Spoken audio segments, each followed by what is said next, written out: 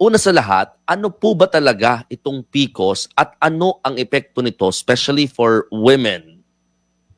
Okay, ang PCOS, that's polycystic ovary syndrome. Ito yung pinaka-common na kondisyon na nagiging sanhi ng hormonal imbalance sa mga babae. So we're talking about reproductive age women. Ito yung mga women ng 15 to 45 years old na pwede na magbuntis. And you see this in about 10 to 20%. So 1 to 2 out of 10 women will have polycystic ovary syndrome.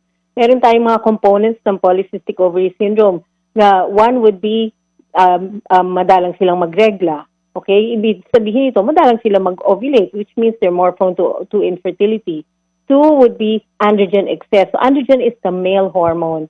So it will manifest sa mga babae na nagpipimple sila, oily yung skin, saka usually very balbon, no? They're hairy. And then lastly, if you look at the ultrasound, makikita mo yung ovaries nila, maraming maliliit na cysts na less than 1 cm. So ito, yung polycystic ovary syndrome, you have to have 2 out of 3. So madalang yung regla, tapos tawag dito, may signs of androgen excess, and then the polycystic ovaries. Now, what does it mean? Pag meron kang polycystic ovary syndrome, syempre, kung madalang yung regla mo, hindi ka nag-ovulate, no? So, you're more prone to infertility. Nahirap ka magbuntis niyan. Tapos, usually, you will present with irregular periods. Kadalasan itong mga babaeng to. Saka bakit po parang, Doc, sorry to cut you bakit po yung mga parang nagkakaroon ng PCOS parang medyo tumataba? Yun, 60 to 70, I was just going to say that, 60 to 70% of PCOS women are either overweight or obese. No, pero meron ding lean, meron ding mga payat na polycystic ovaries. But kadalasan sila matataba sila o overweight. Okay. So, I was about to ask kung paano ba malalaman, Doc, kung meron ka ng PCOS, may mga binabanggit ka ng mga parang parang red flag, no, kapag hindi ka na masyadong nireregla. Ano lang po yung mga sanhi naman ng PCOS? Well, the number one, it's actually very scientific. It's insulin resistance. Ang ibig sabihin, tumabang to, pag kumain sila, di ba, when you eat, your food gets converted to glucose. Yung glucose na yan will have to be converted to energy, and kailangan natin ng insulin para ma-convert yung glucose to energy. So in patients with polycystic ovary syndrome, hindi nila magamit yung insulin nila. It doesn't work.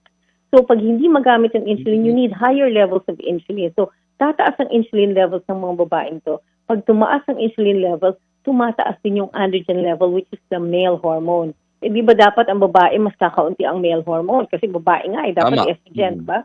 Yun. So pag tumataas yung male hormone na yan, then nagluloko na yung regla, tapos ito na, nagiging hairy na sila, nagkaka-pimple sila, tapos hindi sila nangingitlog, tapos they're more prone to infertility. Likewise, madaling makunan. Pag nagbuntis sila, 3 to 4 times silang mas madaling makunan compared to women without polycystic ovary syndrome. The other component is genetic, no? So you will see na yung mga patients with PCOS, usually it runs in the family, usually mga magkakapatid na irregular yung period. Tapos usually nga overweight, no? Tapos usually they're more hairy. Yan. Tapos there's usually a family history of diabetes. So you will, pag nagtatanong ako sa history, meron ka bang, ang mami mo ba may diabetes, daddy mo, o kaya mga tito, tita. So pag meron ganun, chances are meron na nga silang risk of polycystic ovary syndrome. Naiiwasan pa po ba yan, Doc?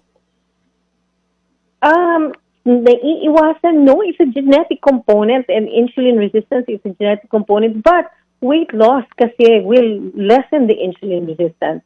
So you have the genetic predisposition to develop PCOS, pero pwedeng hindi rin mag-develop, no? So you will see that women will say, dati ho regla ko regular eh. Tapos nung kinasal ako, naging irregular na. Ano bang nangyari nung kinasal ka? Tumaba ka ba? Ayun. So with the weight gain, nag-manifest na yung insulin resistance, nagloko na yung regla, nahirapan na magbuntis.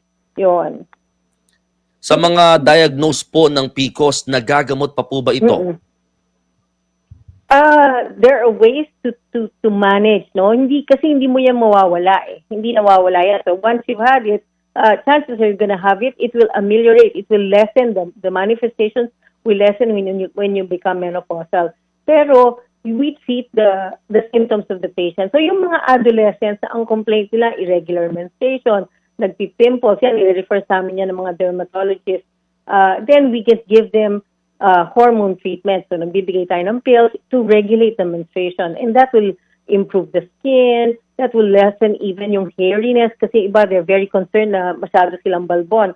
I know among Filipinos, medyo we like to be balbon, no? Pero ayun naman ang very, very hairy kasi iba, they look almost masculine, mukha ng lalaki. So, and then during the reproductive age naman, ang concern naman natin, irregular periods at lalo-lalo na yung hindi nagbubuntis. So, infertility becomes an issue in reproductive age women. And so, we give fertility drugs. No? So, we correct the hormonal imbalance, we give ovulatory drugs, we make them ovulate, and then we try to get them pregnant. Okay? So, yung androgen excess naman, meron tayong mga hormones to take care of excess androgens, but that is not a usual complaint kasi among Filipinos. So, we treat the symptoms of the patient with polycystic ovary syndrome, and the most common complaint would still be infertility. Yun. Sige. Doc, ano na lang po mga serbisyong mayroon naman sa Asian Hospital para po sa mga may PCOS, para po at least they can consult, no? And they can seek help dito po sa hospital. Well, Mon, actually, any doctor in Asian is capable of taking care of patients with PCOS, but we also have experts. We have the fertility doctors of Asian Hospital. These are the reproductive endocrinology and fertility doctors, and we can help detect PCOS early. We can manage their hormonal imbalance habang bata pa sila. We can prepare them for the future para pag gusto nilang mag-asawa, then mas madali sila magbubuntis. So we can guide them through their reproductive life.